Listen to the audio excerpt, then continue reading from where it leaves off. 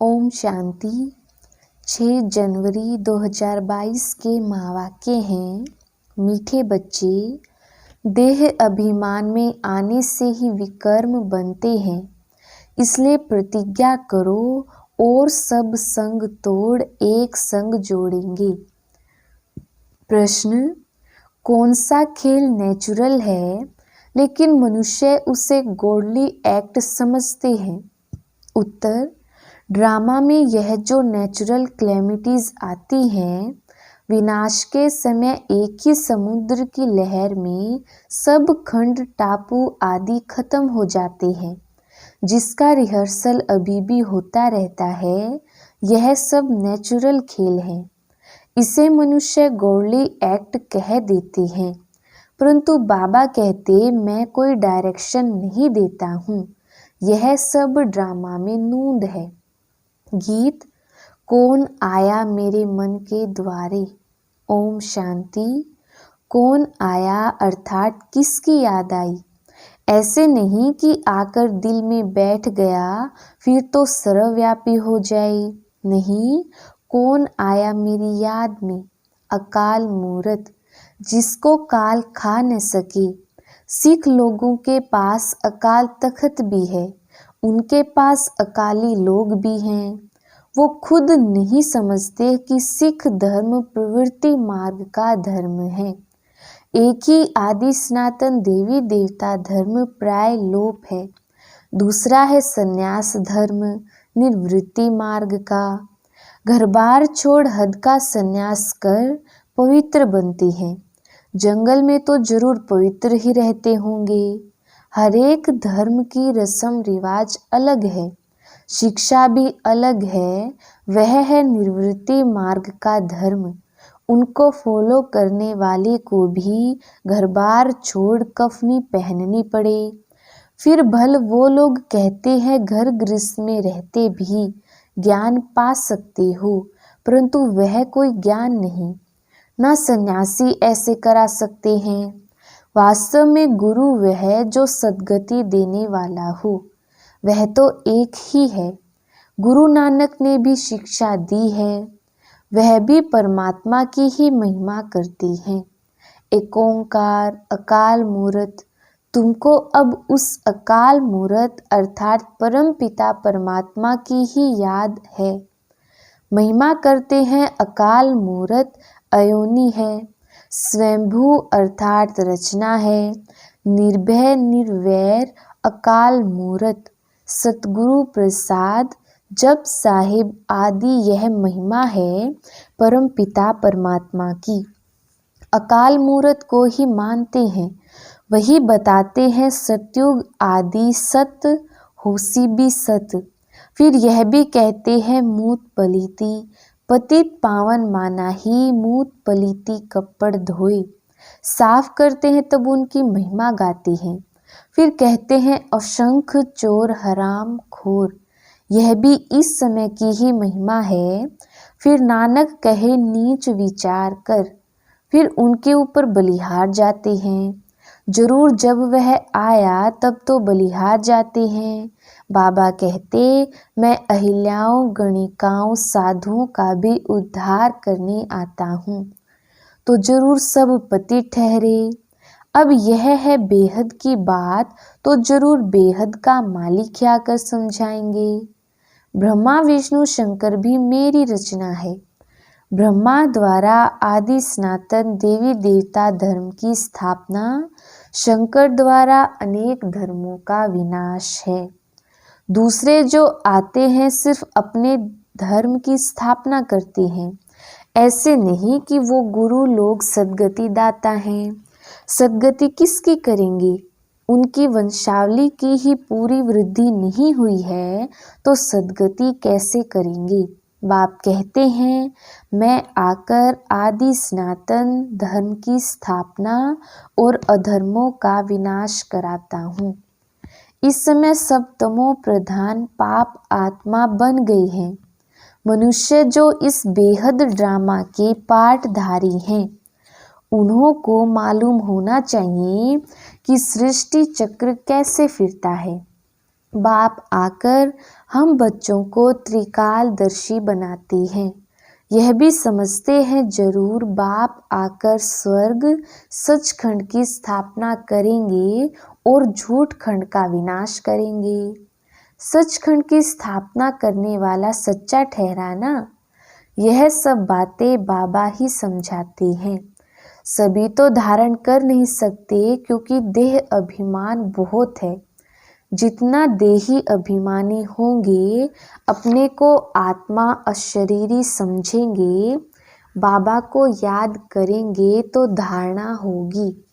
देह अभिमानी को धारणा नहीं होगी। योग से ही आत्मा के पाप दग्ध होते हैं।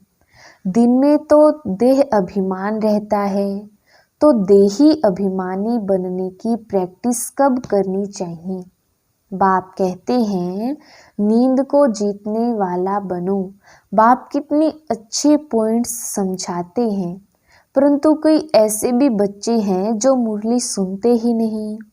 पढ़ाई तो मुख्य है, कैसे भी करके मुरली पढ़नी चाहिए, परंतु ऐसे भी नहीं विकारों में गिरते रहें और मुरली मांगते रहें। जब तक गारंटी ना करें मुरली नहीं भेजनी चाहिए। जो मुरली नहीं पढ़ते तो उनकी गति क्या होगी? अच्छे अच्छे बच्चे भी मुरली नहीं पढ़ते, नशा चढ़ जाता है। नहीं तो एक दिन भी मुरली मिस नहीं करनी चाहिए। धारणा नहीं होती है तो समझना चाहिए देह अभिमान है, वह ऊंच पद पा नहीं सकेंगे। बाबा अच्छी रीति समझाते हैं, बच्चों को भी समझाना पड़े। बाबा तो बाहर जा ना सके, बाबा बच्चों के आगे ही समझाते हैं।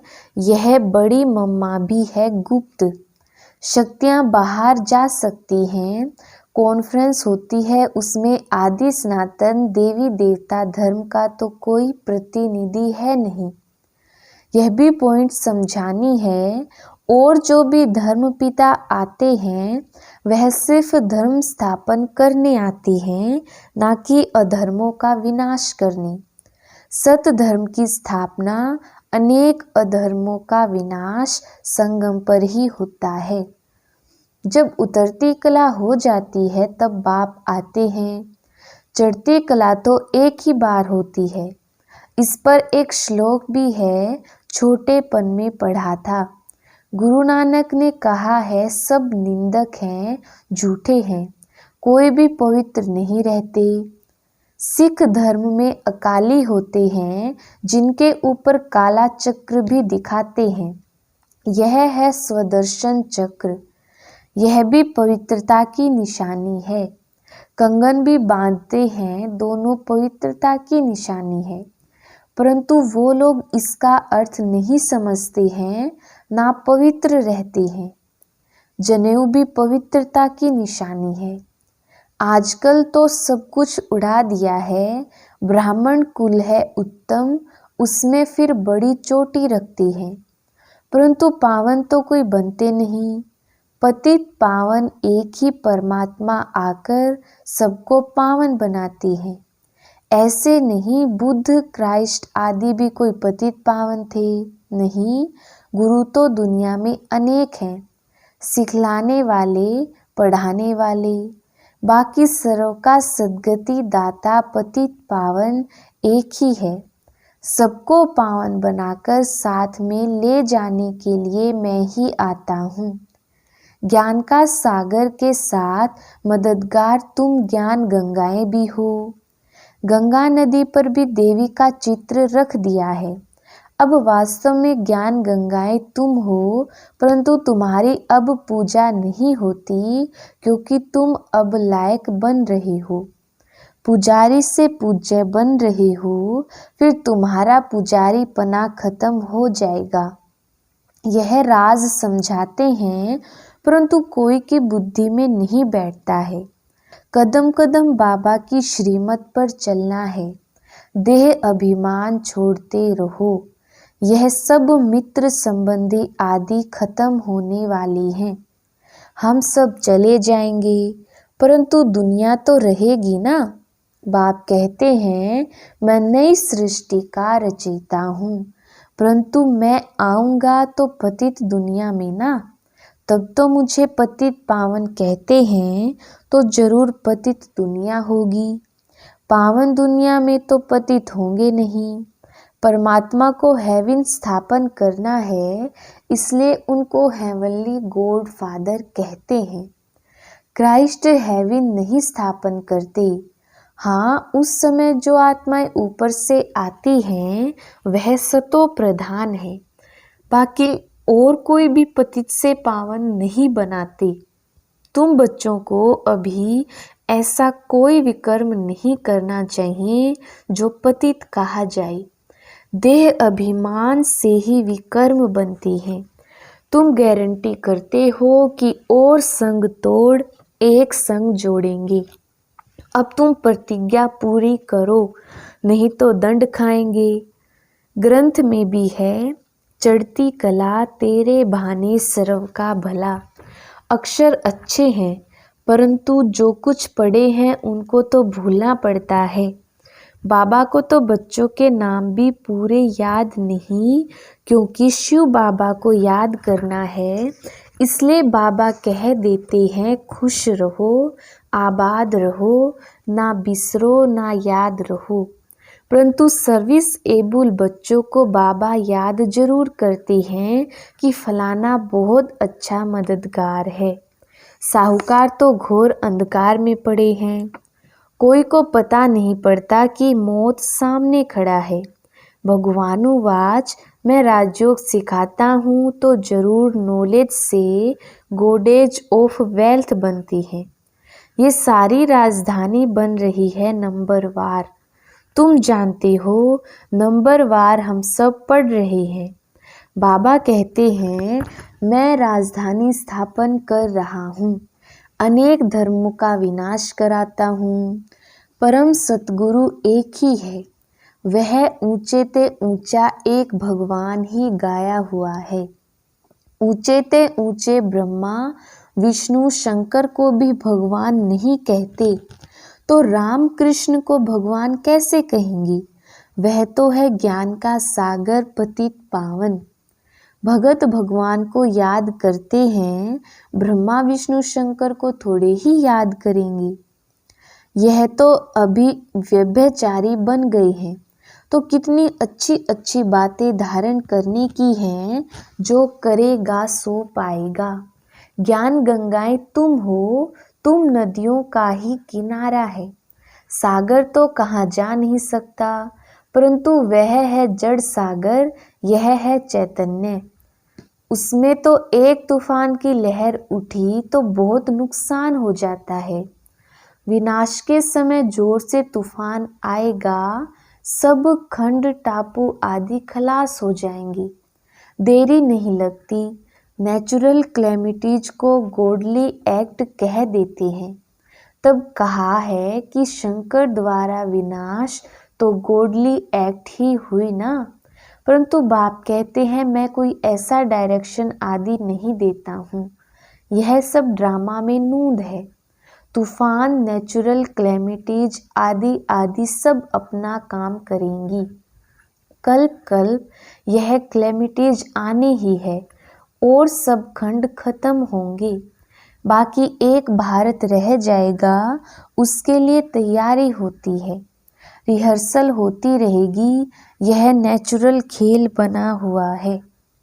तुम शिव शक्तियाँ ही कहाँ पर जाकर समझा सकती हो कि तुम सब चाहते हो शांति स्थापन हो, परंतु तुम जानते हो शांति होती कहाँ है, सुख कहाँ होता है, दुख कहाँ होता है। यह सब समझने की बातें हैं। अभी दुख धाम है, यही भारत सुख धाम था। आदि सनातन देवी देवताओं का राज्य था। कलयुग है दुख धाम, इनका विनाश जरूर होना है। पहले अंत होकर फिर आदि होनी है। मध्य में है अनेक धर्म, सतयुग में एक धर्म था। यह ड्रामा का चक्र है, इसमें 4 मुख्य धर्म हैं। एक धर्म का पाया गुम है। देवता धर्म स्थापन करने वाला कौन है, यह बताओ।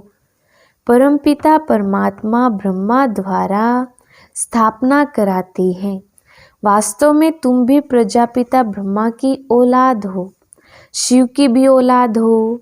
ब्रह्मा की औलाद होने के कारण आपस में भाई बहन हो। तुम जानते हो हम उनके बने हैं। परमपिता परमात्मा पहले ब्राह्मण धर्म रचते हैं। ब्राह्मण धर्म है तो चोटी और सब धर्म वाले बाद में आएंगे नंबरवार। आखिर में तुम्हारी प्रत्यक्षता होनी है जरूर। अच्छा, मीठे मीठे सिकिलधे बच्चों प्रति माता पिता बाप दादा का याद प्यार और गुड मॉर्निंग। रूहानी बाप की रूहानी बच्चों को नमस्ते। हम रूहानी बच्चों की रूहानी बाप दादा को याद प्यार गुड मॉर्निंग और नमस्ते जी। धारणा के लिए मुख्य सार। पहला पॉइंट है, ज्ञान की धारणा के लिए जितना हो सके देही अभिमानी रहना है। अशरीरी बनने का अभ्यास रात को जागकर करना है। दूसरा पॉइंट है, कैसे भी करके मुरली रोज सुननी व पढ़नी है। एक दिन भी मिस नहीं करनी है और संग तोड़ एक संग जोड़ने की प्रतिज्ञा करनी है। वरदान, बिंदु रूप में स्थित रहे, उड़ती कला में उड़ने वाले डबल लाइट भव। विस्तार, सदा स्मृति में रखो कि हम बाप के नैनों के सितारे हैं। नैनों में सितारा अर्थात बिंदु ही समा सकता है। आँखों में देखने की विशेषता भी बिंदु की है, तो बिंदु रूप में रहना यही उड़ती कला में उड़ने का साधन है। बिंदु बन हर कर्म करो तो लाइट रहेंगे। कोई भी बोझ उठाने की आदत ना हो। मेरा के बजाय तेरा कहो तो डबल लाइट बन जाएंगी। स्व उन्नति व विश्व सेवा के कार्य का भी बोझ अनुभव नहीं होगा। स्लोगन, विश्व परिवर्तक वह है जो नेगेटिव को पॉजिटिव में परिवर्तन कर दे। लवलीन स्थिति का अनुभव करो। देह की स्मृति से ऐसे खोए हुए रहो जो देह भान का, दिन रात का, भूख और प्यास का, सुख के आराम के साधनों का, किसी भी बात के आधार पर जीवन ना हो। तब कहेंगे लव में लवलीन स्थिति। जैसे क्षमा ज्योति स्वरूप है, लाइट माइट रूप है, ऐसे क्षमा के समान स्वयं भी लाइट माइट रूप बन जाओ। अच्छा, ओम शांति।